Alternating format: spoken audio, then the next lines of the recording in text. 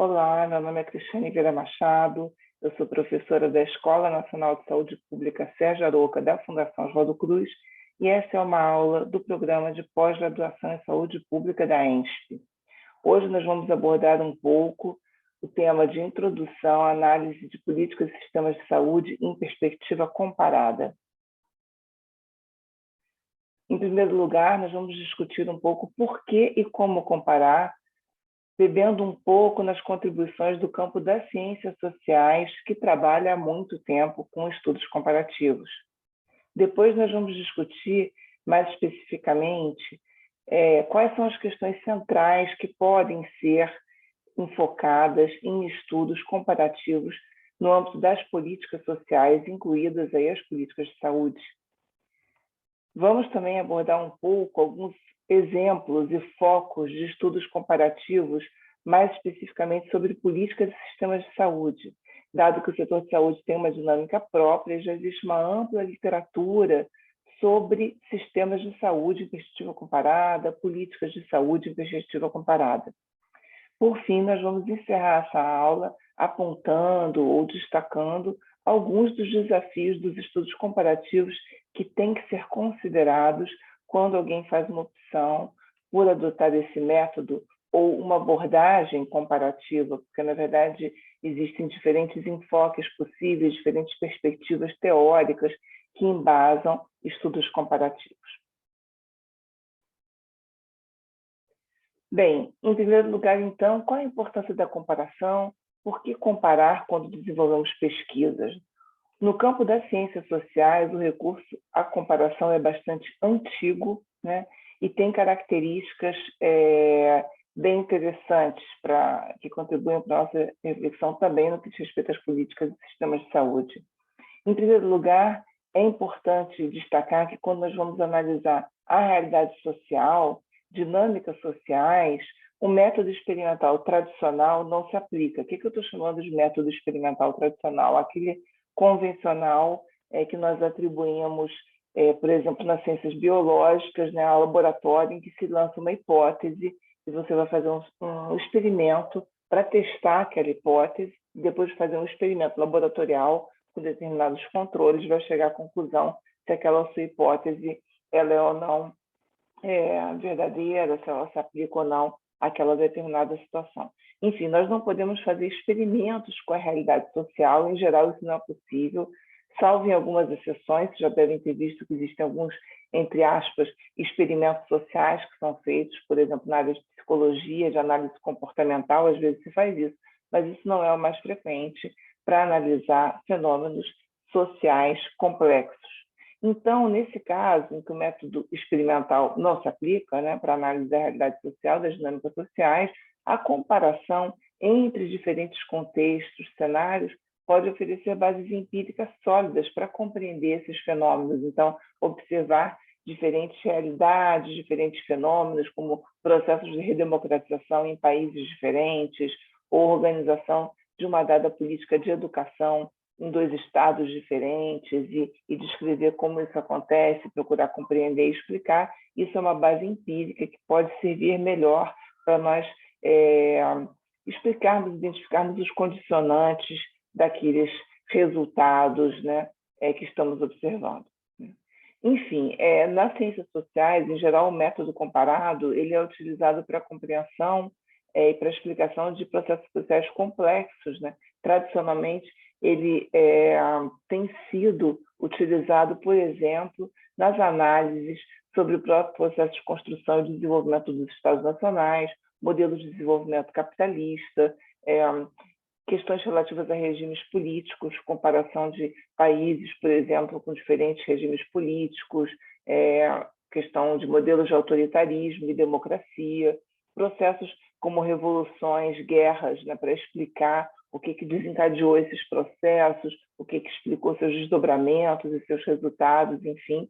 E, por fim, na análise dos próprios sistemas de políticas sociais, como é que esses sistemas se configuraram na história do capitalismo, por que eles assumem características diferentes, incluídas aí as políticas de saúde também como um pilar essencial dos sistemas de políticas sociais. No caso, além das explicações, das justificativas mais acadêmicas, né, para a adoção do método comparado para análise de processos e fenômenos sociais, tem uma outra questão que é muito importante, é que diz respeito ao campo das políticas públicas, da proposição, da adoção e implementação de políticas públicas, que é o fato de que a comparação pode influenciar a análise sobre essas políticas, a análise acadêmica ou a ação política concreta, a ação dos próprios formuladores de política, dos próprios governantes que implementam políticas, das pessoas envolvidas no processo de política, de forma implícita ou explícita. O que eu estou querendo dizer com isso? Quando se propõe uma determinada política educacional, ou uma determinada política habitacional num determinado país, ou num estado, ou num município que seja, em geral, quem está propondo aquela política está se baseando em outras experiências, em algum conhecimento já existente sobre a adoção desse tipo de iniciativa, desse tipo de política, desse tipo de estratégia, né? E podem existir diferentes modelos de implementação daquela política, ou diferentes estratégias para adotar uma dada iniciativa educacional. Então, quando se propõe uma determinada política pública, uma determinada intervenção, uma determinada estratégia, se está com alguma coisa, alguns referenciais por trás, é melhor explicitar isso na hora de fazer, porque de uma forma ou outra, aquilo está sendo embasado em um conhecimento, em outras experiências já implementadas.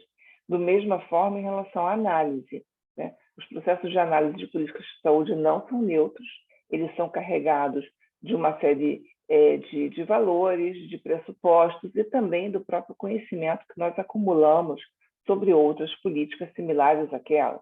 Então, alguns autores falam que é melhor explicitar e fazer isso de uma forma mais rigorosa do que adotar parâmetros assim referenciais que não são explicitados naquele momento, mas que estão influenciando, seja a análise, seja a proposição de políticas públicas. Enfim, as abordagens comparativas no campo das ciências sociais, elas são muitas vezes utilizadas para descrever e explicar fenômenos sociais. Elas podem contribuir para confirmar hipóteses, né, ou questões que o pesquisador está se colocando, ou mesmo refutar essas hipóteses iniciais. Elas podem contribuir, essas análises, para construir novas proposições teóricas, para extrair lições de diferentes experiências que estão sendo observadas e registradas sistematicamente numa pesquisa empírica e, por fim, para orientar a ação acadêmica e a ação política também. Bem, quais são os tipos de estudos comparativos que existem? Existem diferentes abordagens, perspectivas teóricas que vão influenciar as estratégias metodológicas, os procedimentos a serem adotados, mas, grosso modo, tem um autor chamado Charles Radin, que ele fez uma sistematização em 2 grandes grupos, que esse é um debate muito frequente na literatura de estudos comparados, em que ele identificou, de um lado, estudos que são mais orientados por variáveis, que ele chama de Variable Oriented Research, e outro bloco que é de estudos mais de casos específicos, né? Quais são as diferenças, então, grosso modo, entre esses 2 tipos polares, entre os 2 tipos ideais? Os estudos orientados por variáveis, eles, em geral, têm uma ênfase quantitativa, permitem a inclusão de um grande número de casos, mas o tratamento vai ser fragmentado por variáveis, nenhum caso vai ser analisado em sua totalidade, né? Ele serve muitas vezes para medir associações entre variáveis, as variáveis de interesse. Por outro lado, ao contrário do que se supõe, eles não servem, em geral, para aferir ou para afirmar causalidade, porque a gente está cruzando variáveis e está vendo associações entre variáveis, mas não causalidade, porque nós não estamos vendo, na maior parte do tempo, nem a temporalidade, né? Nem os processos históricos subjacentes àquelas questões que estão sendo ali analisadas, né? E, por fim, como eles permitem a inclusão de um grande número de casos, controle de variáveis, etc., eles podem permitir algumas generalizações e testes de hipóteses, tá? Que exemplo que a gente pode ter? A gente pode dar, por exemplo, assim, eu quero ver a associação se existe associação entre mortalidade infantil e escolaridade materna. É uma questão que é bastante discutida em algumas correntes da literatura. Então, eu posso pegar um banco com 200 países que eu tenha dados de escolaridade materna, em média, naqueles escolaridade das mulheres, enfim, na idade reprodutiva que seja naqueles países, posso pegar essa variável e posso cruzar com indicadores de mortalidade infantil, ou posso ver faixas de mortalidade de escolaridade materna e comparar a mortalidade infantil de crianças a filhas de mães com diferentes níveis de escolaridade, e posso ver se existe associação ou não. Tá? É importante dizer que muitas variáveis podem influenciar um fenômeno como esse, a mortalidade infantil. Então, além da escolaridade materna, eu posso ter que olhar diversas outras, né, já baseado no que a literatura diz, como a questão da renda média, como a questão das condições de saneamento, enfim, que aquelas famílias moram, muitas coisas influenciam aquilo. Então, eu posso ver a associação e levantar hipóteses, mas eu não posso afirmar causalidade, né? E modelos extremamente complexos são necessários, às vezes, para ter hipóteses em relação a relações causais, quanto a relações causais, etc., mas dificilmente elas podem ser esgotadas só com os dados quantitativos e cruzamentos de variáveis, sendo necessário também ter estudos mais qualitativos para ajudar na explicação e compreensão desses fenômenos. Bem, um outro bloco, então, que é o bloco dos estudos de caso, são os estudos de ênfase mais qualitativa, que, em geral, permitem a inclusão de um pequeno número de casos, porque o tratamento desses casos, a análise dos casos, precisará ser feita considerando a totalidade de cada caso, considerando a sua complexidade, o contexto e os processos históricos relacionados ao fenômeno que nós estamos querendo estudar, seja uma política pública, seja um programa governamental, enfim, né, um processo social. Esse tipo de estudo permite identificar semelhanças e diferenças entre os casos, né, que podem ser aí sistematizadas, e também esse tipo de estudo ele pode favorecer a explicação dos fenômenos sociais por considerar os processos sociais e sua historicidade, e também a relação daqueles processos no tempo, né? Porém, por outro lado, é importante dizer que esse tipo de estudo tem limitada capacidade de generalização, né? Porque você está estudando casos específicos em profundidade, então muitas vezes tem que se ressaltar que aquilo pode não ser generalizável para casos e contextos distintos daqueles. Então, existe esse cuidado que tem que ser tomado. Mesmo assim, esse tipo de estudo pode oferecer contribuições teóricas relevantes e levantar novas hipóteses. Atualmente, existe um grande destaque, uma grande ênfase na adoção de perspectivas, na verdade, que misturem, né, métodos quantitativos e qualitativos nas pesquisas comparativas, né, que isso oferece uma riqueza maior de informações, né, e é mais potente do ponto de vista dessas pesquisas comparativas em larga escala. Então, existe a possibilidade de combinar análises estatísticas de variáveis, olhando um número maior de casos, e escolher, a partir disso, alguns casos para análise de maior profundidade, né? Então, a gente pode combinar uma parte do estudo ser mais quantitativa e olhar um número de dados maior, de casos maior, e depois escolher alguns casos para análise em profundidade. Tá? Então, tudo uma questão de equilíbrio, de balanço, e hoje em dia se defende mais essas abordagens mistas, né, que se beneficiam de diferentes técnicas de pesquisa. Mesmo porque a gente tem um grande volume hoje em dia de dados secundários, né, em grandes bases de dados, etc., que permitem a gente ter uma visão panorâmica, até mesmo para escolher os casos de investigação. Bem, uma abordagem que nos ajuda muito na análise de políticas sociais, também de políticas de saúde, é a análise histórico-comparativa das ciências sociais. Na verdade, esse nome é usado como um guarda-chuva para diferentes perspectivas teóricas, metodológicas, mas que adotam método comparativo e adotam perspectivas históricas, né? Em primeiro lugar, esse tipo de abordagem tem sido usado para compreender configurações mais macropolíticas institucionais e para abordar questões complexas, né? Essa abordagem se caracteriza pelo desenvolvimento de pesquisas que são baseadas em casos escolhidos pelas suas similaridades e ou pelas suas diferenças, isso ser explicitado no momento da definição de critérios, da seleção dos casos. Essa abordagem se caracteriza também pela preocupação em fazer comparação sistemática e contextualizada daqueles casos que serão estudados, o que requer um profundo conhecimento do contexto específico das características de cada caso.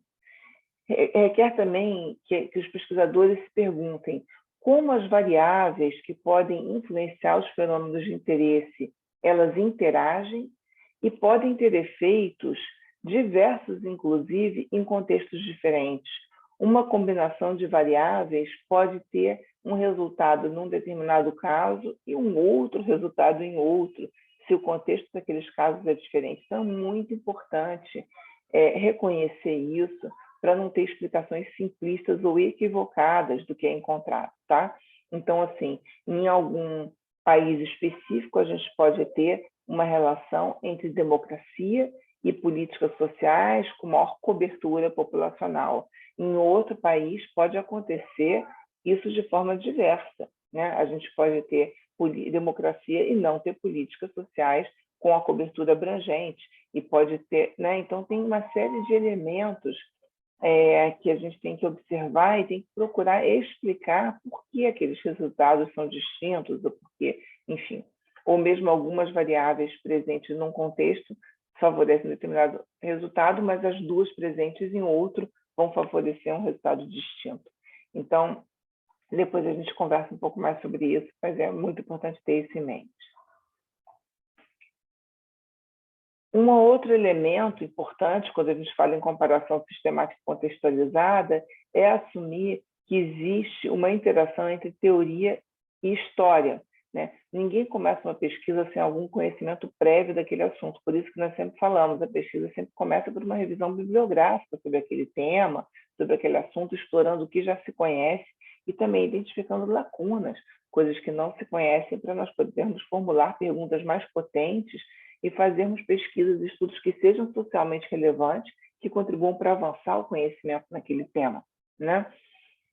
Uma vez feito isso, fazendo uma pesquisa bem feita, as próprias evidências empíricas daquela pesquisa, elas podem contribuir para a gente reformular as teorias existentes, os conceitos, as explicações prévias.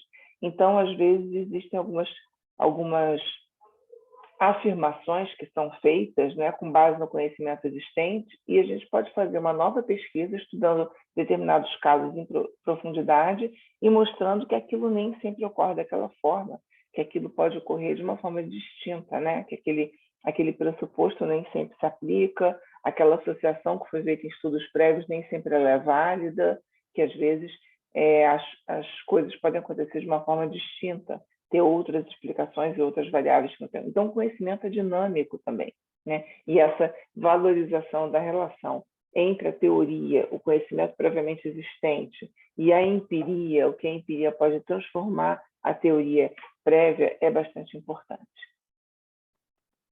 Por fim, não por fim ainda, mas um quarto ponto importante é a valorização da dimensão temporal. Essa abordagem valoriza muito a dimensão da temporalidade, as sequências históricas dos processos, né? Então, é importante compreender para falar, para explicar um fenômeno social, o que vem antes, o que vem depois. Eu, às vezes, dou um exemplo em relação aos processos de democratização na América Latina e na sua relação com os processos de liberalização econômica. Alguns países tiveram processos de liberalização econômica antes dos seus processos de redemocratização, nos anos 80, 90, né, no final do século XX. Esse foi o caso do Chile, por exemplo. Começou com reformas neoliberais, um período ainda autoritário, de regime político autoritário. Isso favoreceu, de alguma forma, segundo a literatura, que essas reformas neoliberais fossem mais agressivas, né? Em outros países passaram por processos de redemocratização antes do início das reformas neoliberais, O caso, por exemplo, brasileiro ilustrativo disso, teve um processo de redemocratização intenso nos anos 80, antes de entrar, de chegar ao país, ou de entrar com uma maior radicalidade, uma agenda de reformas neoliberais.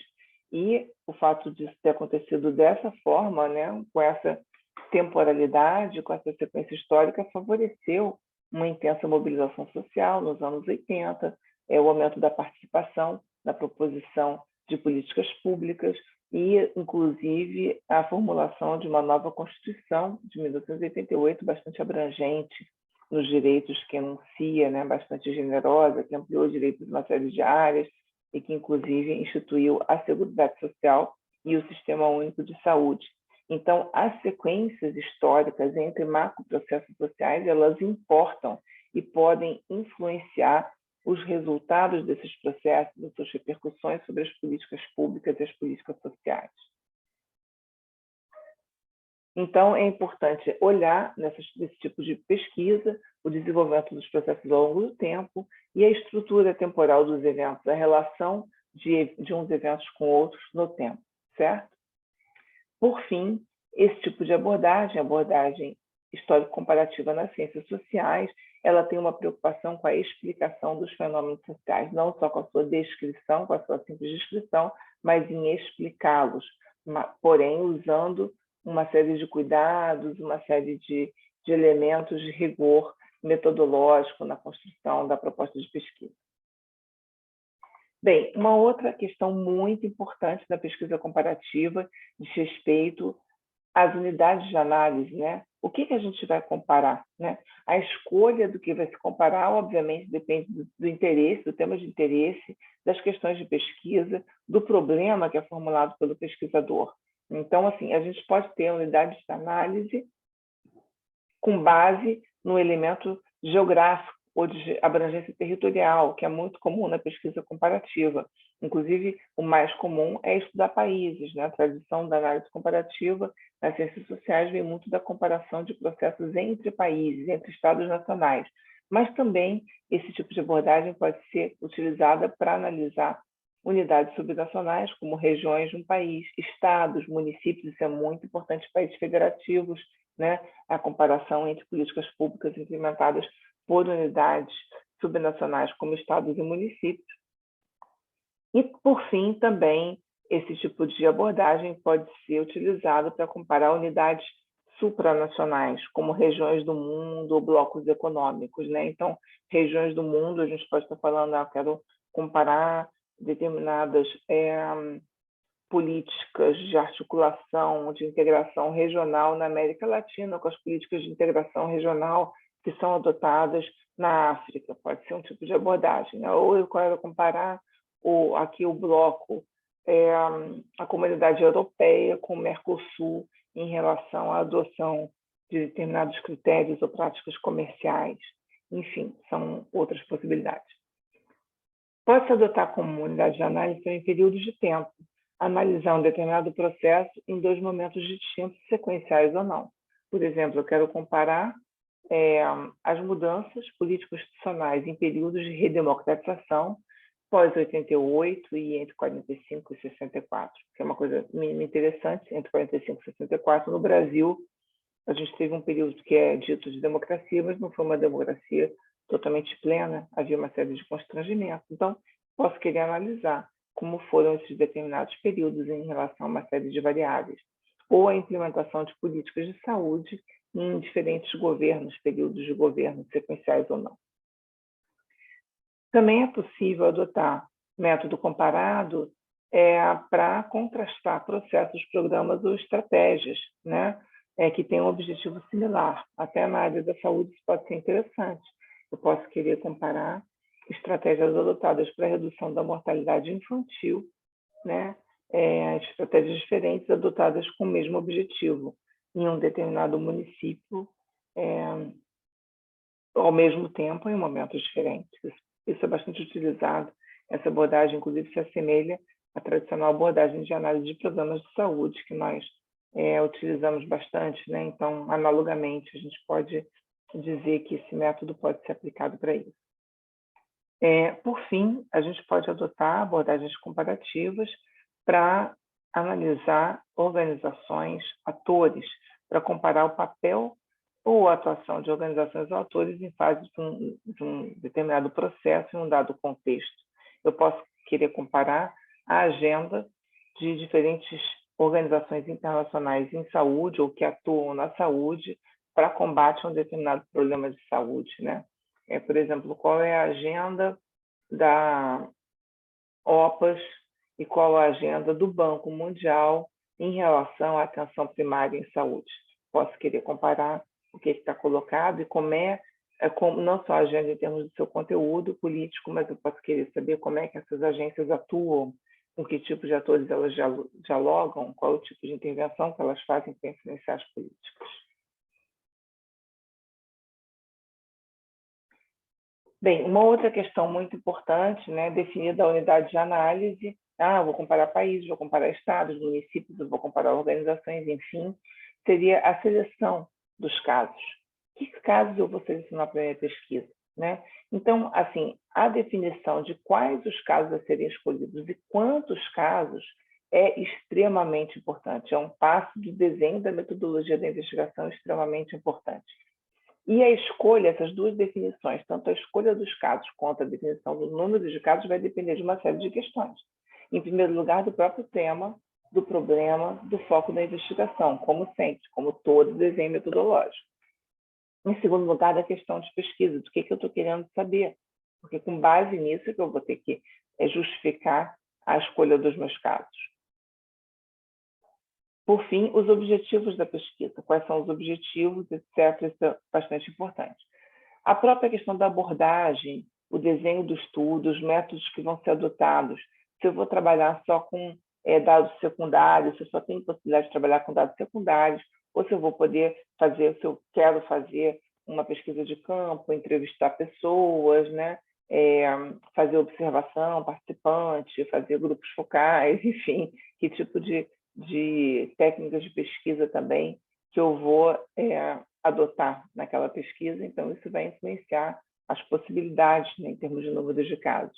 Isso, claro, que tem relação também com todas as questões anteriores. Por fim, existem aspectos práticos importantes para a seleção dos casos e para a definição do número de casos, incluindo o tamanho e o perfil da equipe de pesquisa, né? Se eu sou uma aluna de mestrado sozinha, vou fazer minha pesquisa sozinha, eu não posso falar assim, não, eu quero analisar essa política de saúde em 5 países, né? Eu não vou ter recursos, eu não vou ter gente para fazer isso, né? Então, além de tudo, tem um tempo restrito, porque o mestrado só tem 2 anos, então a delimitação de um estudo no mestrado, ela tem que ser muito cuidadosa. Até já adianto que é muito raro conseguir fazer pesquisa comparativa com mais de um caso, seja lá de que escala for, no mestrado. No doutorado é mais possível, no mestrado é mais difícil, né?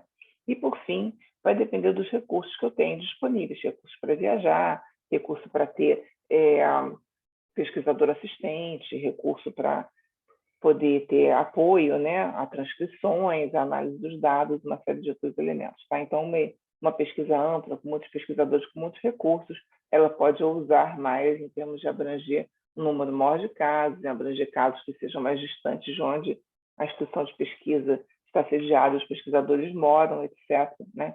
Então, e até o próprio conhecimento sobre a realidade daqueles casos é um fator a ser considerado de extrema importância. Uma coisa é a gente estudar um caso num país ou num município em que nós residimos, em que nós vivemos a realidade social, que nós conhecemos em maior profundidade. Outra coisa é analisar, seja um país, um estado ou um município mais distante, em que nós não vivemos, não trabalhamos ou não temos pesquisas prévias suficientes para conhecer aquela realidade em maior profundidade, né? Essa questão da imersão na realidade social é muito importante também na pesquisa qualitativa. Bem, então, desdobrando um pouco essas duas questões sobre a seleção dos casos, quais casos comparar e quantos casos comparar. Primeiro, quais casos comparar? Tem uma questão central que está muito presente na literatura, que é assim, o que torna os casos comparáveis, né? Existem diferentes formas de escolher os casos para comparação, e isso pode ser justificado também com diferentes argumentos a depender da questão de pesquisa, a depender do que o pesquisador quer saber. A questão de pesquisa é o que orienta todo o percurso de construção da metodologia e de desenvolvimento do estudo. Isso é muito importante. Então, um primeiro critério que é muito comum é a escolha de casos similares, mas casos similares que possam ter resultados diferentes. Se eu estou querendo compreender aquele resultado, né, por que um determinado país conseguiu aumentar a cobertura dos serviços e outro não? Por que a mortalidade infantil caiu em determinado contexto ou outro não? Né? Então, dependendo da pergunta que eu quero fazer, do resultado que eu quero, eu vou escolher casos que sejam interessantes para isso. E um caminho pode ser casos que sejam casos similares, mas que tenham desempenhos, resultados muito diferentes em relação àquele meu fenômeno de interesse. Por que isso é importante? Né? O que justifica escolher casos similares? É quando a gente quer descartar que outras variáveis que são muito poderosas estejam influenciando os resultados, entendeu? Então, assim, tem variáveis muito macroestruturais que podem estar influenciando. Por exemplo, eu quero comparar uma determinada política pública num país da América Latina, pode ser até no Brasil, né? Eu quero o resultado aqui das políticas de atenção básica implantadas num determinado período e tal, com a Suécia. Tá? Aí, qual a preocupação que eu tenho que ter? Se eu vou comparar Brasil e Suécia são países muito diferentes, né? Com níveis de renda per capita muito diferentes, etc. Né? Então, eu tenho que ter essa preocupação a priori, que eu vou estar querendo comparar países muito distintos. De outro lado, eu posso falar assim, até assim, Brasil e Cuba, que às vezes o pessoal tem interesse, pode ser interessante para alguns programas específicos, mas tem que tomar cuidado, porque um é um país continental, imenso, federativo, extremamente desigual, né, com políticas muito complexas, e o outro é uma ilha, né, uma ilha no Caribe que passou por uma revolução comunista, com outro tipo de regime. Então, são essas características a priori, elas podem influenciar resultados muito distintos. Então, a escolha de casos similares, muitas vezes, ela visa minimizar a interferência de fatores estruturais que poderiam estar afetando os resultados, se você escolhe casos muito diferentes. Então, você não, eu vou analisar países, eu vou analisar aqui países da América Latina. Vou analisar países da América Latina que tenham características minimamente similares. Brasil, México, Argentina, porque são países grandes, complexos, federativos, desiguais, são economias importantes, são populosas, enfim. Mas, de qualquer forma, você tem que justificar por que está escolhendo aqueles países. E, ao fazer isso, ao escolher casos similares e o mais similar possível para você analisar resultados diferentes, as diferenças que você vier identificar na análise dos processos naquele caso, elas podem ser potencialmente relevantes para explicar os resultados diferentes. E você vai poder examiná-las, entendeu? Então, você vai estar descartando, por exemplo, que o fato de um país ter uma renda per capita elevadíssima, ser um país rico, pode já estar influenciando aquilo per si em relação ao outro, que é um país que tem dificuldades estruturais e uma inserção no sistema mundial bastante diferente. Então, você vai estar analisando países que têm características socioeconômicas próximas e um conseguiu reduzir a mortalidade infantil, o outro não conseguiu. Aí você pode estar analisando as políticas públicas naquele período e vendo, olha, que políticas públicas podem ter influenciado isso aqui potencialmente, né? Onde estão as diferenças aqui que podem explicar aquele resultado diferente, tá? Bem, um exemplo disso é um estudo que existe do Gossip e Anderson, que é um artigo, tem um artigo dele até muito interessante na revista Lua Nova, que vocês podem ler, que compara políticas sociais em países de capitalismo avançado. Ele escolhe, para comparar as políticas sociais, países que são países de renda alta, desenvolvimento capitalismo avançado e que são democracias, tá? Porque ele não quer que a riqueza econômica dos países, né, o nível de desenvolvimento econômico, falando num patamar mais macro, e a questão do regime político, democrático, autoritário estejam interferindo. Ele quer analisar mais especificamente as políticas sociais e identificar características diferentes nas políticas sociais. Ele acaba mapeando, mesmo olhando países avançados, diferentes regimes de políticas sociais, os diferentes regimes de welfare state. Porque ele fala o seguinte, olha, mesmo os welfare states mesmo os países que têm capitalismos avançados e estados de bem-estar social abrangentes, avançados, os modelos de welfare state são distintos entre si, né? Então, ele quer comparar isso e ver os resultados em relação a isso, tá? Em relação, na verdade, no caso deles, resultados em relação à questão da contribuição das políticas sociais para reduzir a estratificação social e reduzir as forças de mercado, né, interferindo no acesso a direitos sociais, reduzir o que ele chama de mercantilização, promover desmercantilização no acesso aos direitos sociais. Tá? Então, esse é um exemplo de um estudo que escolhe casos similares em relação a características macro, nível de desenvolvimento econômico e serem democracias, para analisar, para daí identificar configurações distintas de políticas sociais que têm implicações distintas para o acesso ao direito. Tá? Uma outra estratégia, quase que oposta a essa, é analisar casos bem diferentes, mas para explicar alguns resultados similares ou alguns desfechos políticos de interesse. Então, um exemplo bastante interessante nesse caso é um estudo de uma outra cientista política, Ted Scott Paul, que ela queria analisar processos revolucionários. Ela queria saber o que faz com que, num dado momento, aconteça uma revolução num país. Revoluções são eventos mais radicais, de ruptura, e são mais raros. O que leva a processos revolucionários? E para fazer esse estudo, que foi um estudo muito sofisticado, muito complexo, ela escolheu 3 países totalmente diferentes, mas que passaram por revoluções de grande porte, que são França, Rússia e China.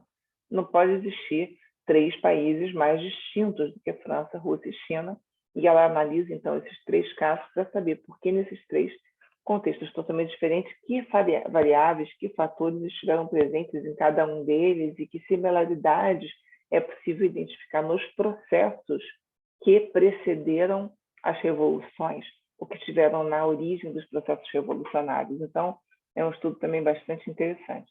Em síntese, esse tipo de abordagem tem uma preocupação em identificar processos comuns que expliquem os resultados, mesmo partindo de contextos bem distintos.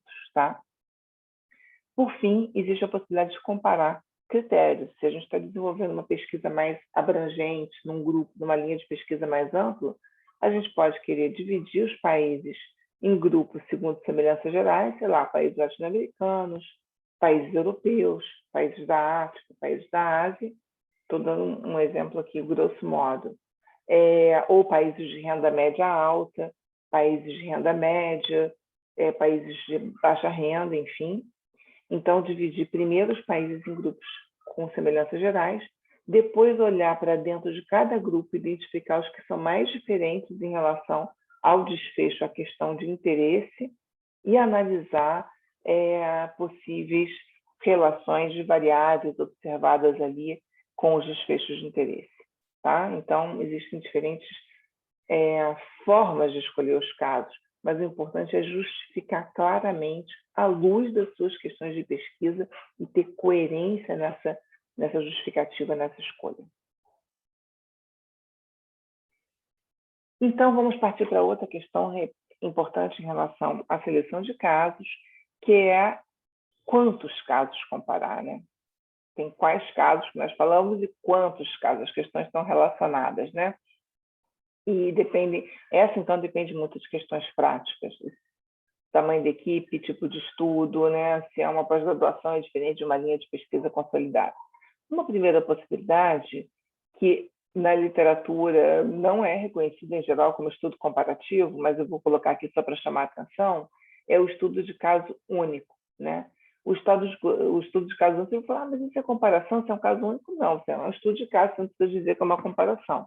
Mas isso é muito feito em linhas de pesquisa comparada, né?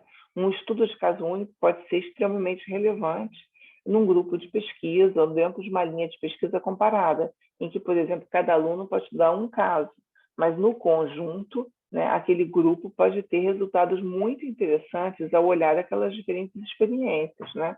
Então, isso pode ser muito potente para fazer avançar o conhecimento, permitindo também que se tenha um rigor metodológico, um aprofundamento de cada um daqueles casos. Então, é comum a gente ver em algumas universidades norte-americanas ou europeias, né, em departamentos, em áreas que trabalham fortemente com análise comparada, pessoas que são especialistas em determinados países, estudam aqueles países em grande profundidade e estão dentro de uma linha com outros colegas que são especialistas em outros, enfim, e você pode ter uma agenda de pesquisa, um programa de pesquisa comparativo que se beneficie desses conhecimentos aportados por vários estudos de caso único, né?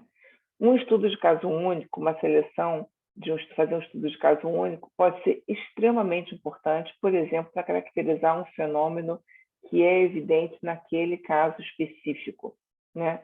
Então, como é que Cuba fez um sistema de saúde público e universal e conseguiu, mesmo sendo um país de baixa renda, alcançar resultados de saúde muito positivos em termos de redução da mortalidade infantil e materna, etc. Ou essa mesma questão pode ser feita em relação à Costa Rica, que é um outro país também, que tem outras características bastante diferentes, um país capitalista, um país que tem uma relação muito vinculada aos Estados Unidos, etc., mas tem uma seguridade social abrangente, de cobertura praticamente universal, com o modelo de seguro social, e é um país que tem uma singularidade importante. Então, você pode querer ter uma atenção primária bem organizada, a gente pode querer compreender como é que aquele país organiza o seu sistema de saúde, porque pode ser interessante, etc., né? Ou, quando é uma situação bastante sui generis, né? Às vezes uma província que implantou políticas públicas bem-sucedidas num país que seja extremamente desigual. Isso era muito falado, por exemplo, nos estudos lá na Índia sobre a província de Kerala, que até o Amartya Sen, o prêmio Nobel, estudou bastante, né, o caso, que é uma província que, num dado momento, implantou políticas sociais muito abrangentes, muito ousadas, e conseguiu resultados sociais bastante importantes, mesmo num país extremamente desigual. E isso no Brasil também, nós temos estudos de casos de municípios que podem ser interessantes, estudos de casos de estados, enfim, uma infinidade de possibilidades. Também é interessante estudar, então, um caso único para compreender se e por que um caso constitui exceção a um padrão geral. Então, pode ter alguma coisa que esteja bem estabelecida a princípio, que se pareça bem estabelecida na literatura de um dado campo, e, de repente, a gente vê um caso que parece uma exceção, que tem uma situação distinta. Então, pode simplesmente dizer, mas o que está acontecendo ali, então? Vamos tentar ver o que está acontecendo ali, eu quero entender. Tá? Então, isso é uma outra justificativa. E, por fim, isso que eu falei. O estudo de caso ele pode estar numa linha de pesquisa, assim, que seja uma linha comparada, né? E também é possível que, ao se estudar um caso, como a gente falou lá no início dessa aula, né, eu posso, de uma forma mais cuidadosa e mais rigorosa, dialogar à luz da literatura sobre outras experiências semelhantes ou diferentes. Eu posso, num capítulo final do meu trabalho, numa sessão do meu trabalho, explorar um diálogo com a literatura de uma forma mais sistemática, mais contextualizada, mais rigorosa, contrastando aquele caso com outros casos à luz da literatura. Ou seja, a minha pesquisa enfocou um caso, mas eu posso, no final, na minha revisão, dialogar com outras experiências a partir de literatura, de outras teses, de outras dissertações, de outras pesquisas, sobre outros casos que sejam interessantes para contraste, certo? Então, isso também é bastante interessante e potente.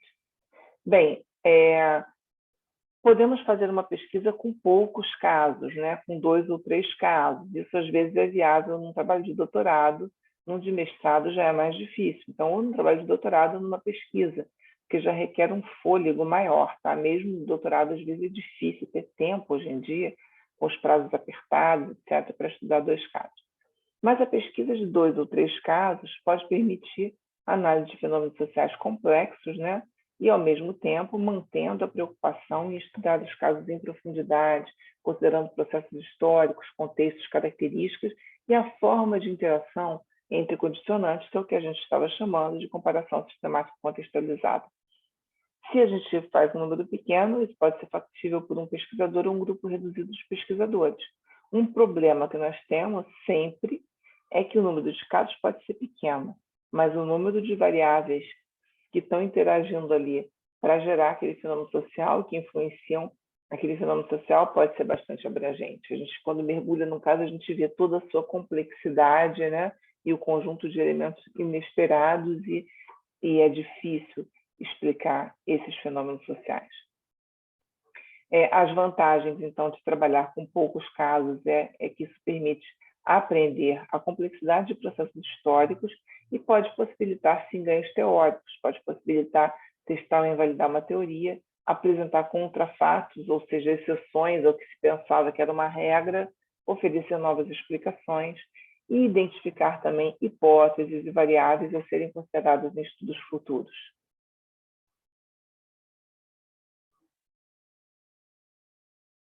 Opa, passou um pouquinho. Bem, nós podemos também ter uma pesquisa que trabalha com o número intermediário de casos. Eu coloquei 4 a 12 casos, mas nesse caso é necessário ter mais gente, né? Mais gente envolvida, maior número de pesquisadores, mais tempo, isso requer mais tempo de preparação para padronização de instrumentos de pesquisa, de questionários, de roteiros de observação, de roteiros de entrevista, seja o que for, né? Treinamentos, né? Dessas equipes que têm que ser maiores e existe, sobretudo, um maior volume de recursos. Não pesquisa para ser feita por uma ou duas pessoas, né? Isso pode ser necessário, no entanto, em pesquisas que pretendem identificar uma variedade maior de configurações de políticas ou de processos sociais. Eu quero analisar variedades de casos e de configurações para explicar um determinado fenômeno, né? E quanto mais casos, é importante chamar atenção também para o seguinte: quanto mais casos, mais aumenta a dependência de fontes secundárias ou de instrumentos que permitam objetivação, tipo questionários que tenham perguntas mais objetivas, ao invés de roteiros de entrevista semi-estruturados ou abertos. Tá? Por fim, existem pesquisas, então, em que se abrange um grande número de casos, né? Nessa situação, a gente vai trabalhar mais com análise de variáveis de interesse, mas não vai ter oportunidade de aprofundar os casos. Vai ter que depender mais de métodos quantitativos e de dados secundários, porque a possibilidade de coleta direta de informações, de levantamento de informações primárias, vai ser mais reduzida. E ao trabalhar muito com dados quantitativos, dados secundários, ou seja, dados produzidos por bases já disponíveis, que foram produzidos por outras pessoas, a gente tem problemas aí de validade dos dados, de compatibilidade dos dados, de significância estatística que estão colocadas, né, de uma série de questões que têm relação com os métodos quantitativos. Esse tipo de estudo, em geral, permite testar associações, mas é difícil definir relações de causalidade, porque isso dependeria também de olhar processos históricos, processos no tempo. Enfim, já destaquei um pouco isso, mas só para ressaltar, quanto maior o número de casos, maior a necessidade de objetivação e menor a possibilidade de explicação de fenômenos sociais complexos, porque a gente acaba tendo que trabalhar com determinadas, com uma lógica de variáveis. Bem, um segundo tópico da aula, então, é a discussão dos estudos comparativos de políticas sociais, né? É muito tradicional a adoção de abordagens comparativas para estudos de políticas sociais, para estudos de welfare states, de modelos de proteção social. Quais são as questões centrais que são frequentes nesse tipo de estudo comparativo? Em primeiro lugar, a relação das próprias políticas sociais com o processo de desenvolvimento capitalista, com a estrutura da sociedade mais desigual, mais igualitária, né, como é que está a estrutura de classes, etc., e com o regime político, a discussão da relação entre políticas sociais e democracia ou autoritarismo ao longo do tempo, em diferentes contextos. Um outro tema frequente é o próprio processo histórico do desenvolvimento das políticas sociais. Como é que elas emergiram? Quais foram os fatores que explicam o surgimento de políticas sociais mais estruturadas e a participação dos diferentes atores nessas políticas sociais, o seu desenvolvimento, sua expansão ou não, sua configuração ao longo do tempo, né? Um terceiro tema muito frequente são as relações Estado, mercados, famílias na área social. Como é que se dividem as responsabilidades numa área social entre o Estado, o papel do poder público, dos governos, das estruturas de Estado, a política pública, o espaço de atuação dos mercados, sob suas diferentes configurações, setor privado, empresarial, etc., e as responsabilidades das famílias, por exemplo, o papel das famílias nos cuidados, na responsabilidade com crianças, na responsabilidade com idosos, né? No próprio custeio de ações de saúde, de educação, como é que isso acontece. Um outro tema frequente diz respeito à expansão dos direitos sociais, as concepções de direito, como é que os direitos sociais são expandidos ao longo do tempo, ou concepções diferentes sobre cidadania social. O que é cidadania social? Como é que os direitos são incorporados nas diferentes sociedades. E, por fim, a própria configuração dos sistemas de proteção social, como é que eles se estruturam, como é que se dão esses arranjos na prestação de serviços sociais, no financiamento, na regulação, qual é o escopo desse sistema de proteção social em termos de políticas mais ou menos abrangentes, qual é a cobertura dessas políticas. As políticas são mais universais, são mais focalizadas, são mais segmentadas segundo a questão do mercado de trabalho, uma série de outras questões em relação à cobertura, escopo e arranjos organizacionais das diferentes políticas sociais que integram os sistemas de proteção social em cada sociedade. Tá? A gente vai dar um exemplo mais para frente, vai ficar mais claro. Nos estudos comparativos de políticas sociais, até hoje, o foco nos estados nacionais tem sido mais comum, mas já existe toda uma crítica na literatura, né, de uma escassa consideração tanto de processos que são transnacionais e que afetam profundamente as políticas sociais, né? Isso apareceu mais recentemente com a discussão de política social no âmbito dos blocos de integração regional, embora essa integração, em geral, se dê mais frequentemente, primeiro pela via comercial e econômica do que pela área da política social, mas começaram a aparecer uns estudos nesse sentido. E outra linha também é a própria a questão que eu mencionei das influências das agências internacionais nas políticas sociais, é uma outra questão que aparece muitas vezes nesses estudos, né, com uma dimensão mais internacional, de contextos de transformações internacionais e as implicações que tem o próprio processo de neoliberalismo, as reformas neoliberais, as agendas no mundo e como é que isso vai influenciar as políticas sociais nos países. Até tem um livro muito interessante que foi uns anos atrás, que chamava Processos Globais, se eu não me engano, Processos ou Contextos Globais e Práticas Localizadas, que discutia justamente fenômenos relativos à globalização, mas como que os países, os estados nacionais, incorporam isso de forma diferente na configuração das políticas de saúde, nesse caso. E uma outra questão também é a questão das variações subnacionais, né, que também existe uma crítica na literatura, que para analisar a política social hoje em dia, tem que se olhar também para as unidades subnacionais. Isso é muito evidente nos países federativos, que são os países que têm em que o poder de Estado está dividido entre mais uma esfera de governo, como é o caso do Brasil, do México, da Argentina, dos Estados Unidos, do Canadá, da Alemanha. Todos esses são países federativos, então o poder de Estado está em mais uma esfera de governo. Os estados ou províncias e tal têm alguma autonomia para formular políticas sociais. No caso do Brasil, até os municípios, que o Brasil é uma federação trina, uma federação que tem 3 esferas de governo, os municípios têm papéis muito importantes. Então, não basta só você olhar, muitas vezes, dependendo da questão de pesquisa, é claro, né? Porque essa questão de pesquisa for nacional, mas nem sempre é suficiente olhar só o nacional.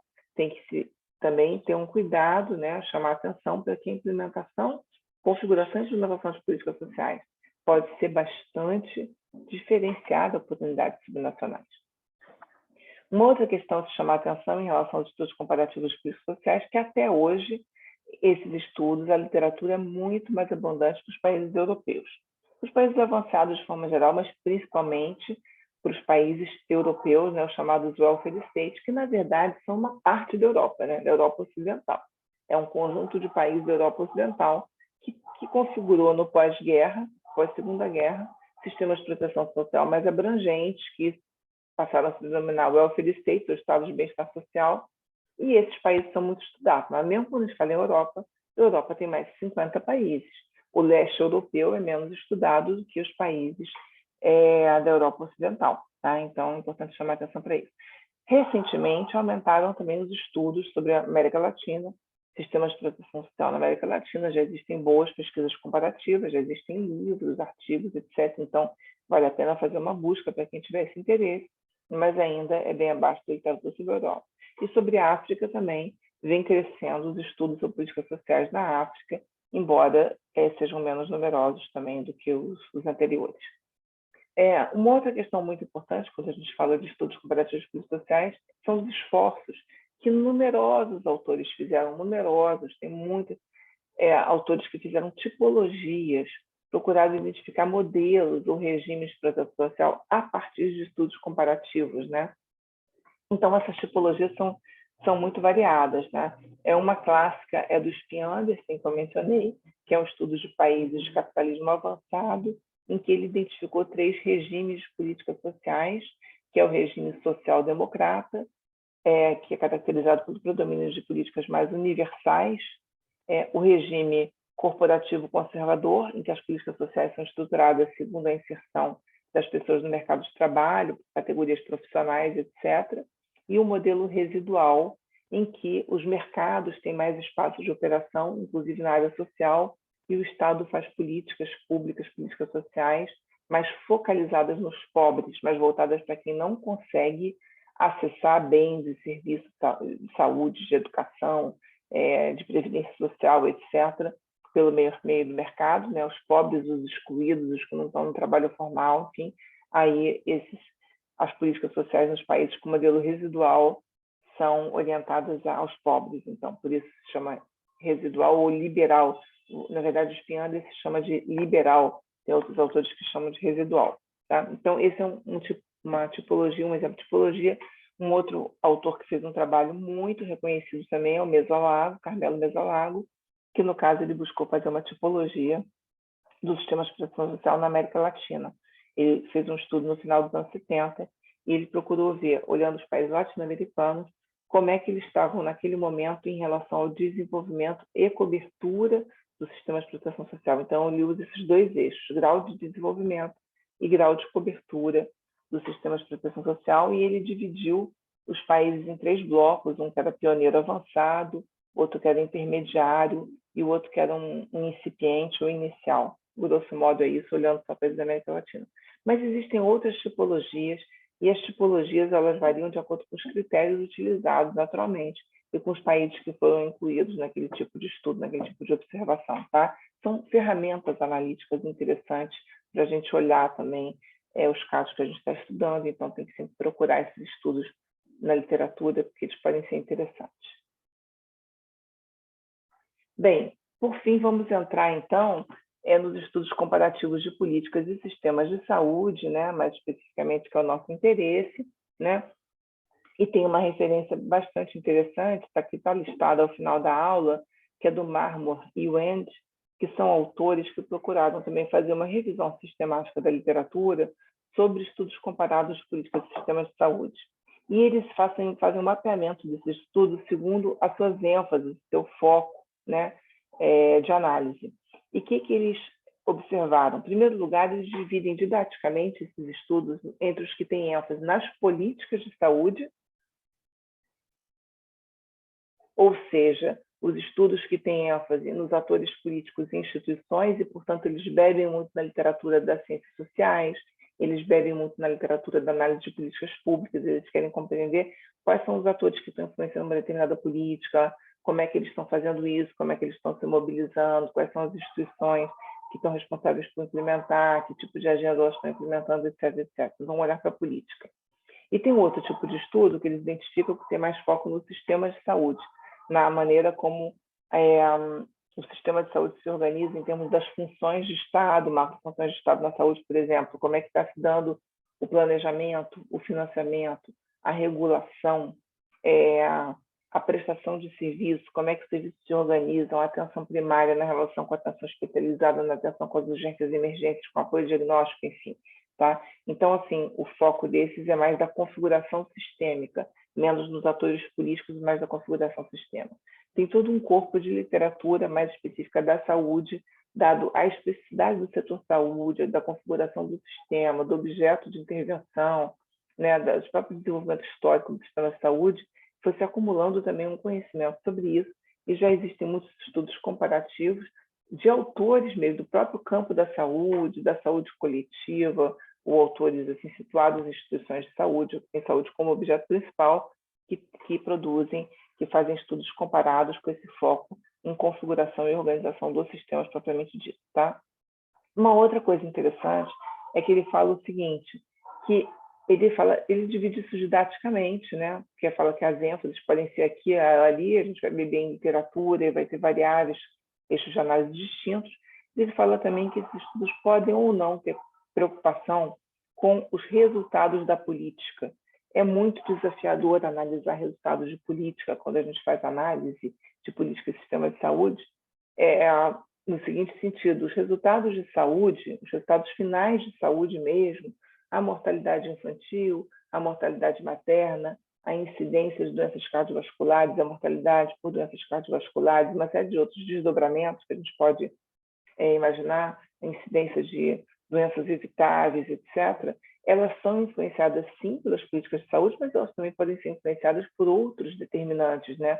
A gente tem a própria discussão da determinação social dos processos de saúde e doença, que é extremamente complexo, né? Então, não é simples analisar resultados de saúde, vincular os resultados de saúde a cada intervenção de saúde ou a configuração do sistema de saúde. Então, muitos estudos nesse campo, eles não necessariamente analisam os resultados de saúde, né? Eles podem ter uma análise nas políticas, olhando para a questão do papel dos atores na política, mas não estão abordando resultados. Ou eles podem estar ou eles podem estar analisando as políticas de saúde e buscando, fazendo um esforço de correlacionar essa dimensão da política com os resultados. Isso é um pouco mais difícil de fazer, mas já existem, os autores defendem que esse esforço ele é interessante de ser feito, com todos os cuidados que a gente está falando.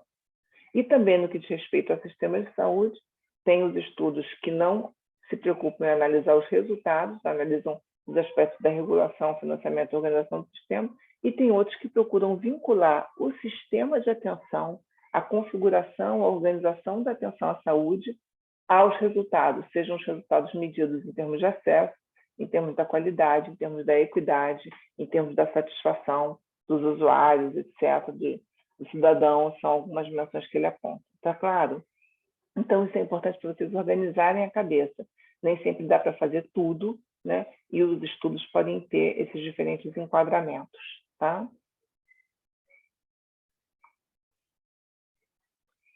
Bem, os estudos comparativos sobre políticas e sistemas de saúde, eles podem partir de diferentes questões, diferentes preocupações e, em consequência, ter diferentes focos, tá? Então, aqui eu estou só dando alguns exemplos de focos possíveis nos estudos sobre políticas e sistemas de saúde. A gente tem que fazer escolhas quando vai delimitar o objeto e explicitar as questões de pesquisa.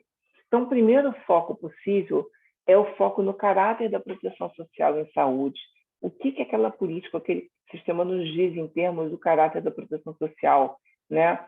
E o caráter da proteção social tem a ver com questões como direitos de cidadania, como a saúde ser afirmada como direito, então, enfim, uma série de elementos que são mais macro. Então, quais são as questões importantes nesse tipo de estudo? Olhar, em primeiro lugar, para as relações entre Estado, mercado e famílias. Quem está assumindo responsabilidade sobre a proteção social, né? A política pública, ou as pessoas estão sendo deixadas relegadas ao mercado, as famílias ou elas são dependentes dos cuidados familiares, etc.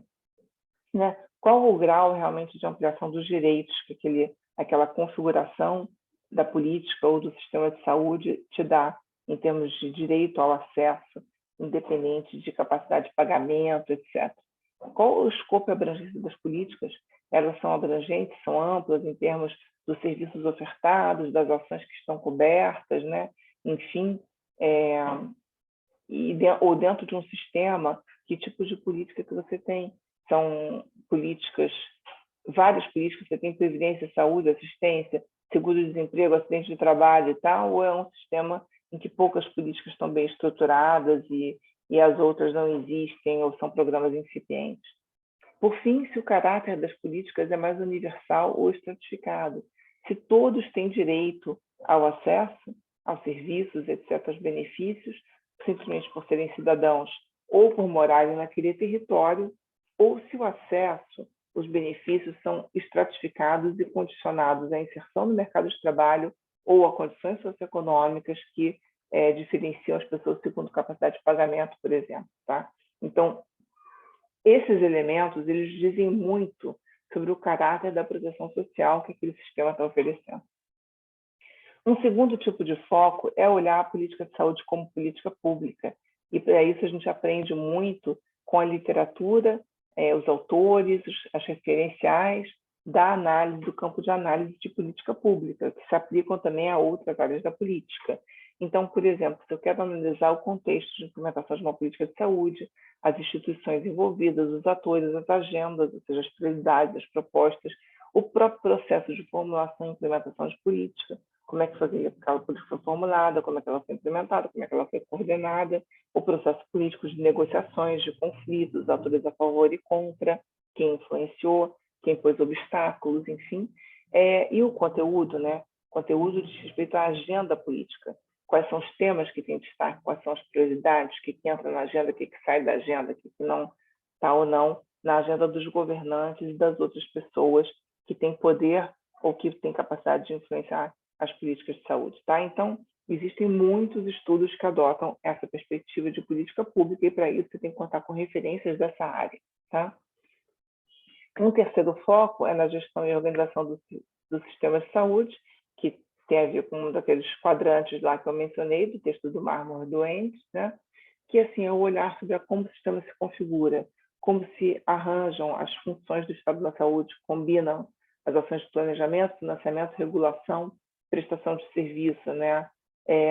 Como se configuram os campos de atuação do Estado da Saúde, atenção, vigilância, gestão do trabalho, desenvolvimento e produção de insumos para a saúde, enfim.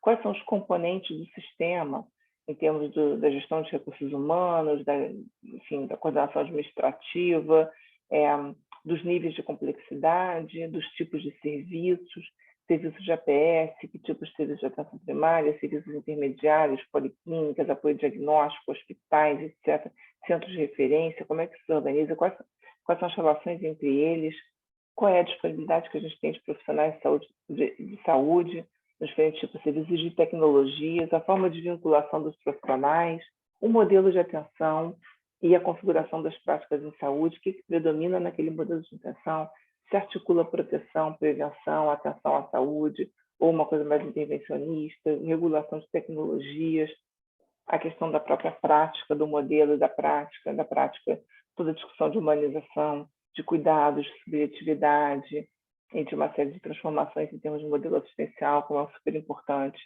por exemplo, no campo da saúde mental e em vários outros também. Mas, enfim, são questões que têm relação com gestão e organização do sistema de saúde.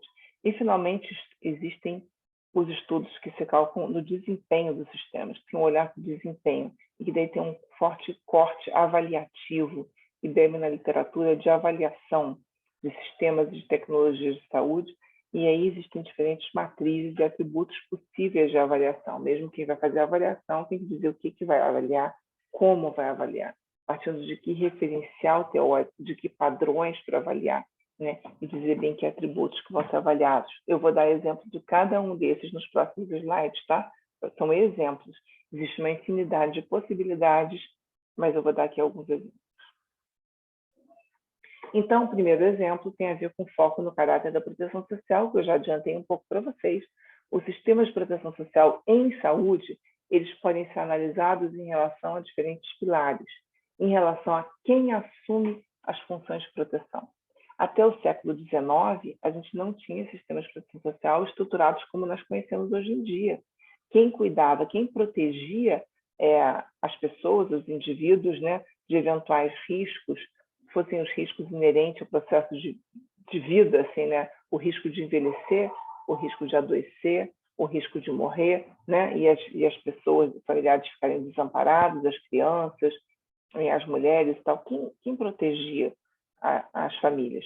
Ou eram as pessoas, né? Os indivíduos desses riscos, ou eram as próprias famílias, a estrutura familiar, ou eram as comunidades, né? Uma concepção mais ampliada de comunidades, ou organizações religiosas por meio da caridade também.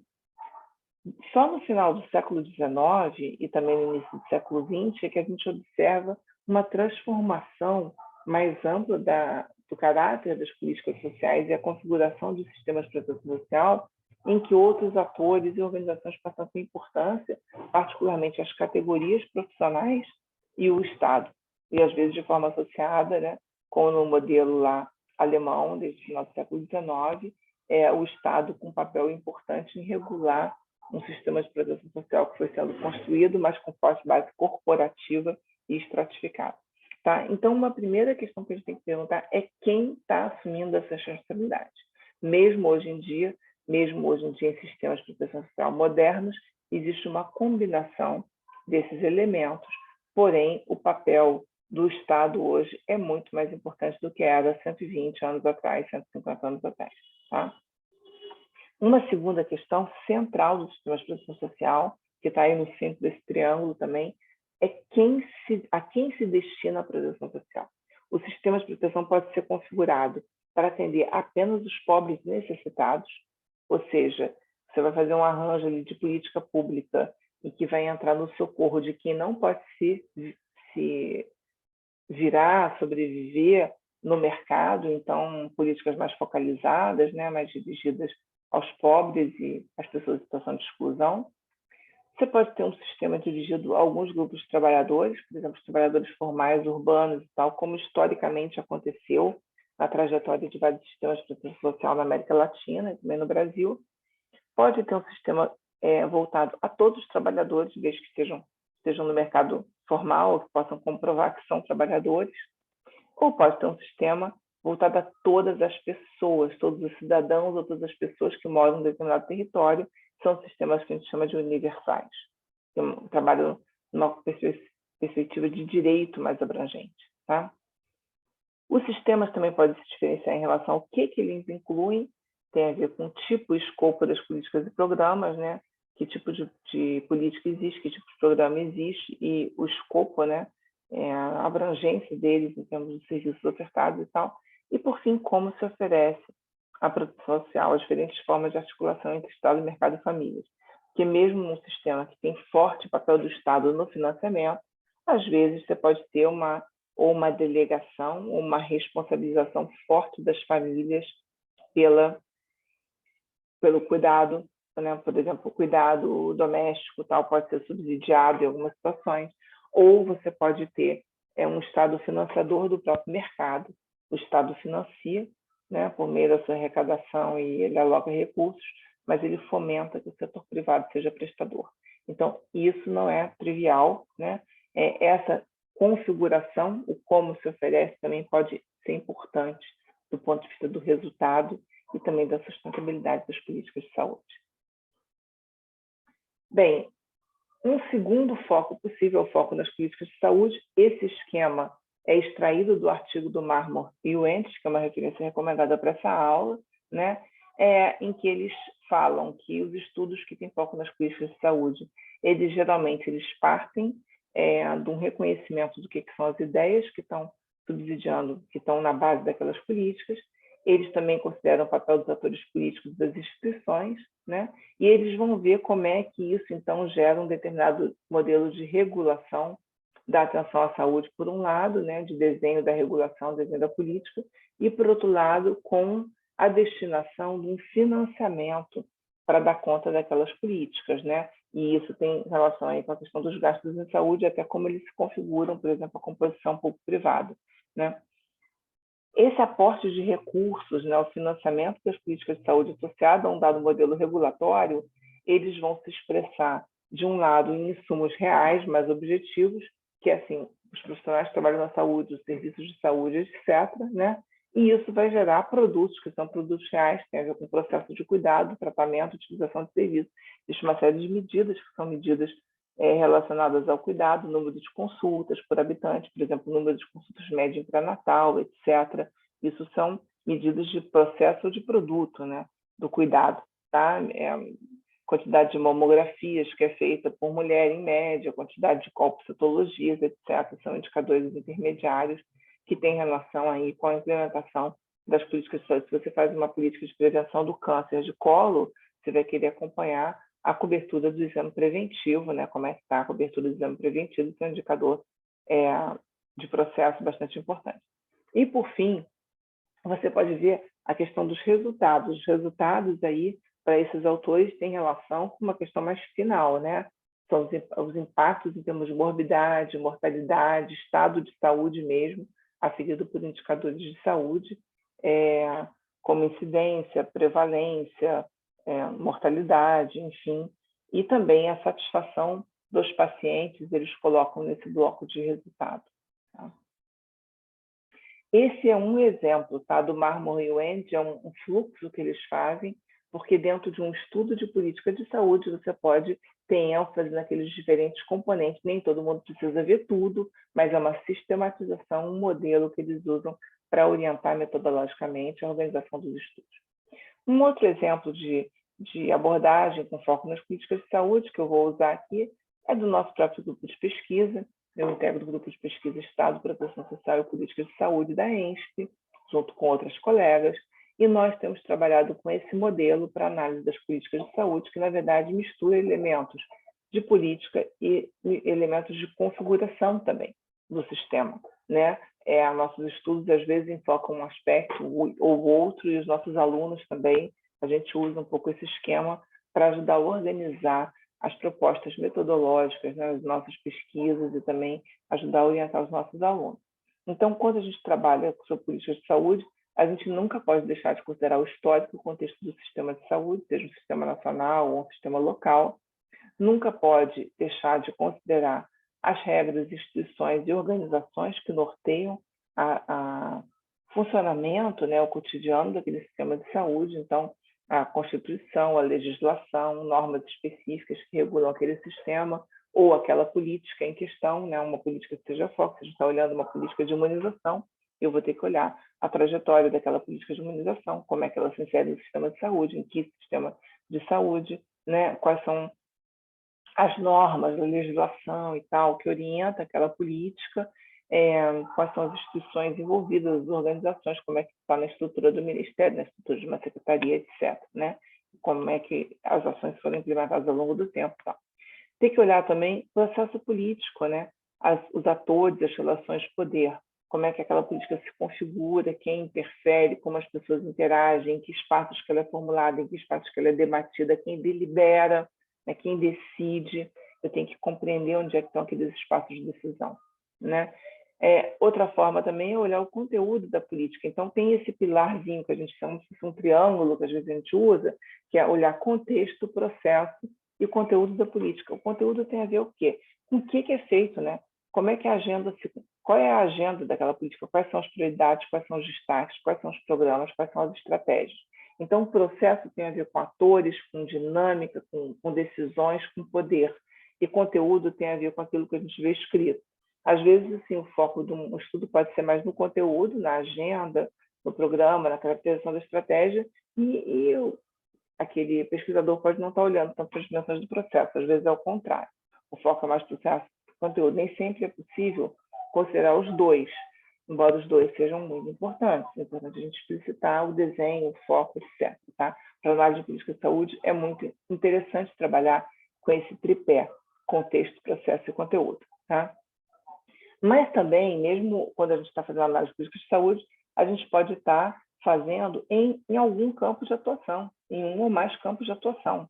Né? O Estado, os campos de atuação na saúde são vários. Aqui eu fiz uma organização didática de ao menos 5 campos de atuação do Estado na saúde, que são bastante tradicionais.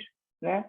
O primeiro é o próprio campo da atenção à saúde, e por atenção eu estou considerando aqui da promoção à assistência, não só assistência no sentido dos tratamentos, da intervenção, mas desde a promoção à assistência. Né? Um campo da vigilância epidemiológica, estou destacando aqui, porque tem a ver com a vigilância de doenças, de agravos, de problemas de saúde de interesse, né, em determinado contexto. É um campo muito tradicional, que está na origem da configuração da saúde pública e da política pública de saúde na maior parte dos países. Né? Começa o interesse em organizar a ação estatal a partir da necessidade de controlar determinadas doenças, em geral doenças infecciosas. Então, isso está na origem desse campo. A vigilância sanitária, que tem a ver com o controle de produtos, insumos e, às vezes, serviços de saúde, a qualidade, a segurança, em alguns países chamada de regulação sanitária, no Brasil a gente chama de regulação sanitária, né?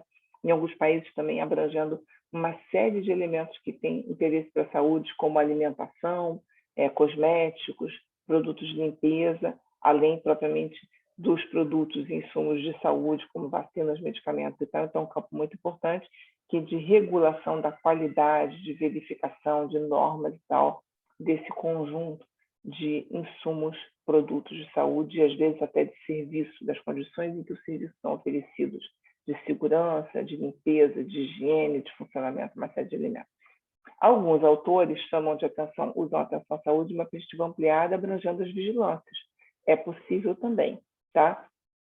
Essas fronteiras entre campos, elas não são estanques, não são tênues, isso aqui é só uma divisão didática, tá? E elas variam, isso são processos historicamente determinados, né? A delimitação de campos de atuação, isso é historicamente condicionado, melhor dizendo, e também tem a ver com luta política, né? Luta política, delimitação de espaço, concepções conceituais diferentes, tem um amplo debate conceitual, por exemplo, no Brasil atualmente a gente usa vigilância em saúde, em referência ao que a gente chama aqui de vigilância epidemiológica, e abarcando também a vigilância sanitária em alguma medida, porém, a gente tem estruturas, órgãos de estados diferentes, tratando da vigilância em saúde, no que concerne mais a vigilância epidemiológica, e tem um órgão regulador específico de vigilância sanitária, tá? Então, tem fatores que são históricos, fatores que são organizacionais, e outros que são políticos, outros que são conceituais, que influenciam a delimitação de campos, tá? Então, isso tem que ser explicitado quando a gente anuncia objetos de uma pesquisa, tem que ser claramente dito.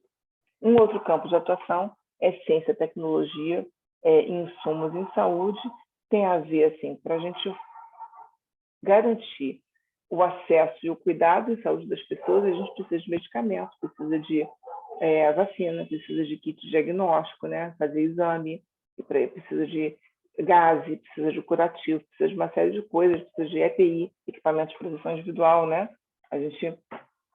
Os serviços não podem funcionar sem isso.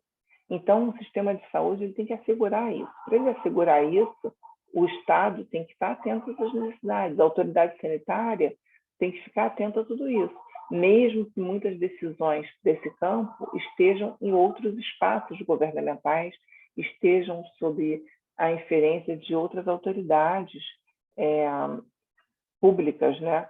Como todo o pessoal da área de ciência e tecnologia, ou as autoridades econômicas, cujas decisões vão influenciar as políticas de C&T e inovação, vão influenciar as políticas de desenvolvimento industrial no país, mas a autoridade sanitária, seja o Ministério da Saúde, uma Secretaria de Saúde, ele não pode ficar tranquilo e lavar as mãos, né? Porque senão o sistema não vai funcionar, os serviços não vão funcionar.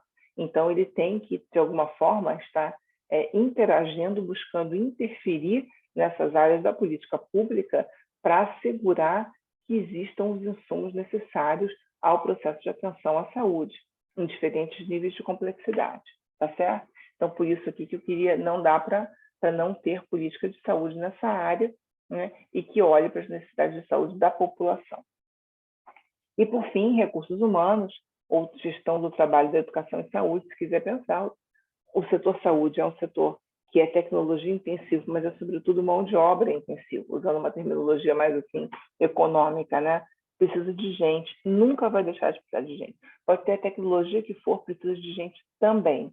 Então, assim, a gente tem que ter profissionais de saúde bem informados, qualificados, capacitados, né? Atuando nos serviços de saúde, e aí tem toda uma questão de desequilíbrio na alocação dos profissionais, dificuldade de contratação, etc. Esses profissionais têm que ter vínculos estáveis, ser bem remunerados e tal, para um sistema funcionar bem. Então, tem que ter a ver política para essa área, haver política para a gestão do trabalho da educação e saúde, tá? Então, enfim, esse termo recurso humano não é muito usado hoje em dia, né? Eu mantive aqui, mas hoje em dia a gente usa mais gestão do trabalho da educação e saúde. Por fim, uma outra forma possível de olhar para as políticas de saúde é olhar as funções do Estado na saúde, né? Você pode chamar isso de configuração do sistema, mas, assim, tem um elemento político muito importante, que são as decisões relativas ao planejamento em saúde, quanto que aquela política de saúde é planejada para atingir seus objetivos, como isso é feito, como isso é organizado, porque isso permite um certo sentido para transformar uma realidade sanitária. Como é que essas políticas são financiadas? Quais são os recursos? De onde vem? Quem financia? Provém da arrecadação de impostos? Provém de contribuição dos trabalhadores? Que tipo de fonte é utilizada? quem gerencia, quem aloca, quais são os critérios de alocação, quais são os critérios de distribuição, quais são as formas de remuneração aos prestadores, etc. Como é que o sistema é regulado, e aí a regulação, você pode pensar em vários escopos de regulação, regulação sobre o setor privado suplementar, sobre assistência médica suplementar, plano de seguro de saúde, a regulação sobre os prestadores de serviços de saúde, de forma geral, a regulação de insumos e medicamentos, a regulação tecnológica, uma série de dimensões diferentes da regulação. E, por fim, a própria prestação de serviços, como é que esses serviços são oferecidos para a população, como é que isso é organizado na ponta, né? Como é que as pessoas têm acesso,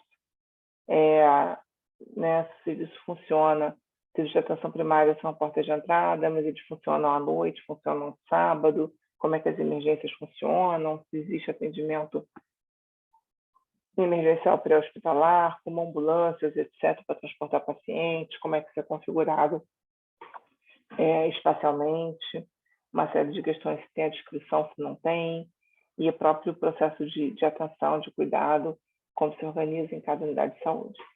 E também relacionado a esse âmbito mais de prestação, provisão, a própria questão da produção de insumos é relevante, né? Se os insumos do sistema de saúde são produzidos no próprio país ou não, como é que eles são distribuídos, como é que é a logística, como é que se garante que isso vai chegar às pessoas, enfim, uma série de questões que são importantes também. Bem, uma outra forma, uma outra abordagem de análise em relação com a modalidade de intervenção governamental no sistema de saúde, a modalidade de intervenção do Estado na saúde, que está contemplada no modelo anterior, que tem a ver com macrofunções de Estado, para ver que aquele modelo anterior, que é o modelo que a gente usa, contempla isso, mas aqui eu trouxe um exemplo, até esse é um slide da professora Lígia Giovanella, a partir do texto da Imergut, da Ellen Imergut, que é uma autora que procurou comparar sistemas de saúde, olhando, então, as modalidades de intervenção estatal ou governamental em saúde, no sistema de saúde, pegando 3 macrofunções: financiamento, regulação e organização. Então, ela olha os sistemas olhando essas 3 grandes dimensões, e aí, em termos de características e categorias, está um pouco detalhado o que ela considera em cada uma, né? No que diz respeito ao financiamento, participação de diferentes fontes, evolução da participação do financiamento público no total de gastos, participação dos pacientes no financiamento por meio de copagamento ou não, as mudanças no financiamento e as modalidades de alocação de recursos. Regulação do asseguramento, da prestação, controle de prestadores privados, regulação das relações entre prestadores e financiadores públicos, contratos de gestão, modalidades de pagamento, regulação de catálogo de serviço, vocês devem ter ouvido falar, ter pacotes de serviço, ou ter rol mínimo de serviço até em relação ao setor privado, a gente faz isso, no Brasil a gente faz isso, a Agência Nacional de Saúde Suplementar, que regula os planos de seguros privados, tem um rol, um conjunto mínimo de serviços que todo plano tem que oferecer para as pessoas que são asseguradas. Então, a gente regula o setor privado em relação ao rol mínimo de serviços que ele tem que oferecer. Outros países também fazem isso. Isso é feito na Colômbia, é feito no Chile, trabalham com rol mínimo de serviços, seja no setor público, ou seja na regulação do setor privado. Também em relação à organização e prestação, organização da atenção ambulatorial primária especializada, hospitalar, papel dos prestadores, tipo de vínculo empregatício, modalidade de gestão nos estabelecimentos de saúde, entre outras questões. Por fim, um último exemplo que eu trouxe aqui é o foco no desempenho do sistema de saúde. Também esse slide também era da professora Lígia Giovanella, mas partindo de um modelo que é um modelo que está no site do PROADES, que é um projeto antigo de avaliação de desempenho do sistema de saúde, um projeto bastante interessante, que tem um site, nós recomendamos que todos consultem. Então, eles fizeram um modelo para análise do desempenho, partindo do reconhecimento que o desempenho do sistema de saúde ele é influenciado por questões que extrapolam as políticas do sistema de saúde, como a própria determinação social dos processos de doença. Então, nesse modelo, eles recomendam a consideração de determinantes de saúde que podem ser ambientais, socioeconômicos, demográficos, comportamentais, biológicos, né, no primeiro bloco. No segundo bloco, a consideração de condições de saúde da população, morbidade, estado funcional, bem-estar, mortalidade, que tem que ser analisadas, consideradas as antes e depois de uma determinada intervenção, por exemplo. A estrutura do financiamento, que tem a ver com aqueles componentes que estão colocados ali, de certa forma, nos modelos que eu apresentei anteriormente, condução, financiamento e recursos. E, por fim, a análise do desempenho, que pode ser com base em diferentes atributos. Pode ter foco na efetividade das ações, no acesso, na eficiência, no respeito ao direito das pessoas, na aceitabilidade das ações, continuidade, adequação e segurança. Cada um desses atributos tem uma definição, que está lá, definição e sugestão de como aferir e alguns exemplos de indicadores relacionados a cada um. Tá? Muito aplicado ao sistema de saúde brasileiro, mas esse site traz muitas referências bibliográficas, etc. É uma base, um ponto de partida interessante também para se trabalhar. Tá certo?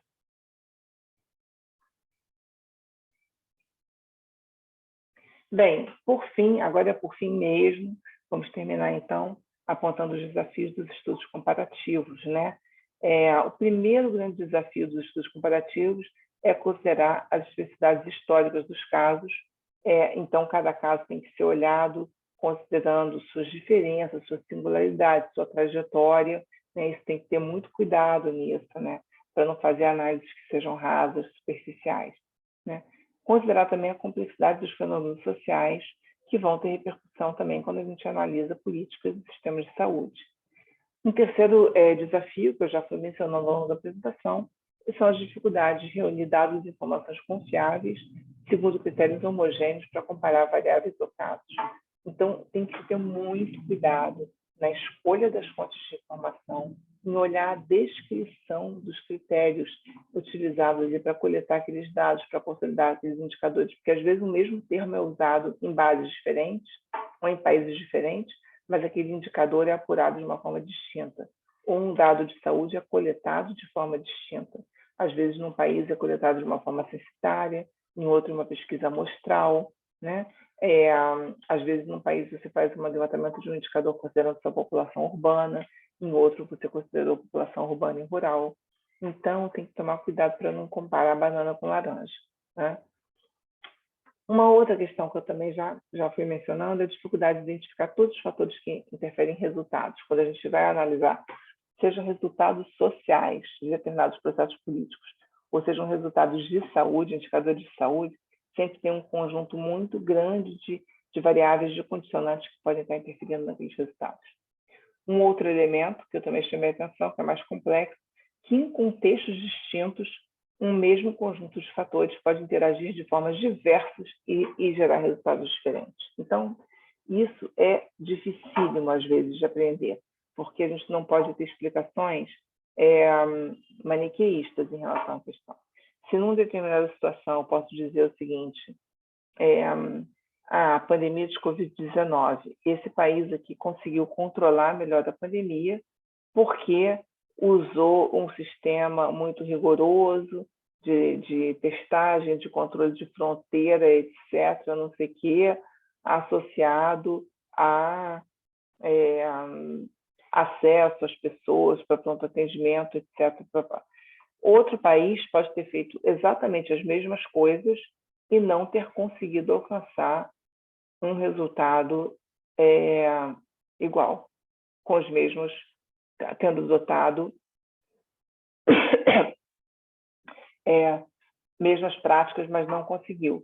Seja porque outras variáveis influenciaram, seja porque a interação daqueles resultados não se deu de mesma forma, daquelas variáveis não se deu de mesma forma nos dois países. Então, tem que tomar bastante cuidado com isso também, para analisar cada caso na sua especificidade, tá certo? E tomar muito cuidado ao extrair lições também, para não fazer isso de uma forma prescritiva e superficial.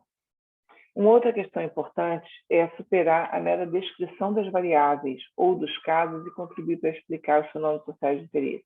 Esse salto da descrição para a explicação, ele é muito delicado, muito complexo, porque não basta só a gente descrever, mas também não dá para sair explicando coisas sem ter elementos suficientes, evidências suficientes, né?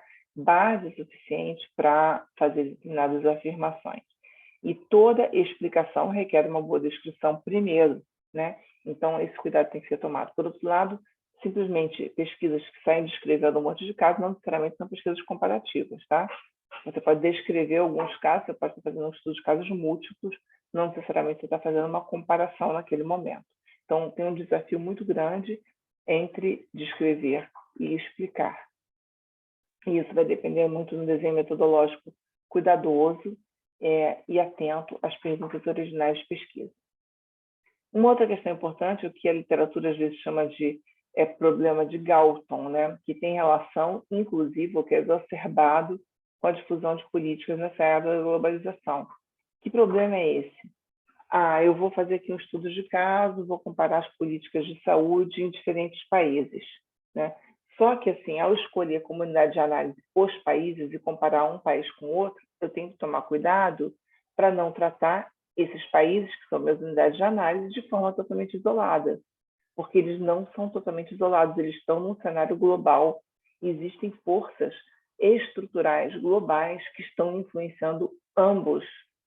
As influências não são só internas aos casos, não são só internas aos países, elas têm relação com o fato dos dois estarem num contexto mais amplo, por exemplo, um cenário global ou um cenário regional mais abrangente. Além disso, pode haver influências recíprocas entre os casos, porque existe difusão de políticas e porque existe interdependência, muitas vezes, entre os casos, conexões que são mais profundas. Então, essa ideia de que os casos não são isolados, não são independentes, mesmo os estados nacionais, eles fazem parte, eles integram um sistema global de relações internacionais entre estados, etc. Então, assim, eles não são unidades totalmente independentes. Sofrem influências mais gerais e sofrem influências uns dos outros, e integram um sistema global. Isso é extremamente importante hoje em dia na discussão da saúde, né? E, por fim, um último cuidado, um último desafio diz respeito aos limites de fazer generalizações a partir de recortes de variáveis ou estudos de casos específicos. Então, sempre aquele cuidado que a gente tem que ter quando faz uma pesquisa, por mais cuidadosa que ela seja, encontra determinados resultados, de falar dos poréns, né? De falar do limite dos estudos no final, inclusive os limites no que diz respeito à generalização para outros contextos, né? Isso pode ser, às vezes, assim, um pouco atenuado, se faz uma boa discussão com a literatura, com outros estudos consistentes que tratem de outros casos e tal, mas é sempre uma questão que a gente tem que ter em mente, é essa dos limites da generalização, certo? Bem, aqui encerrando, então, essas são as principais referências que foram utilizadas, né? O primeiro é um artigo que está disponível online, eu recomendo que todos leiam. Os outros são livros, né? Que ficam mais como níveis de referência, de consulta em relação ao método comparado, que não são específicos da saúde propriamente. O primeiro trata mais de uma revisão em relação à política do sistema de saúde, os outros são mais do campo das ciências sociais, ou mais, assim, livros de um caráter fortemente metodológico que servem para consulta, servem para apoio. Por hoje é isso, obrigada, espero que essa aula seja útil para vocês, estaremos juntos em outras oportunidades. Um abraço a todos e todas.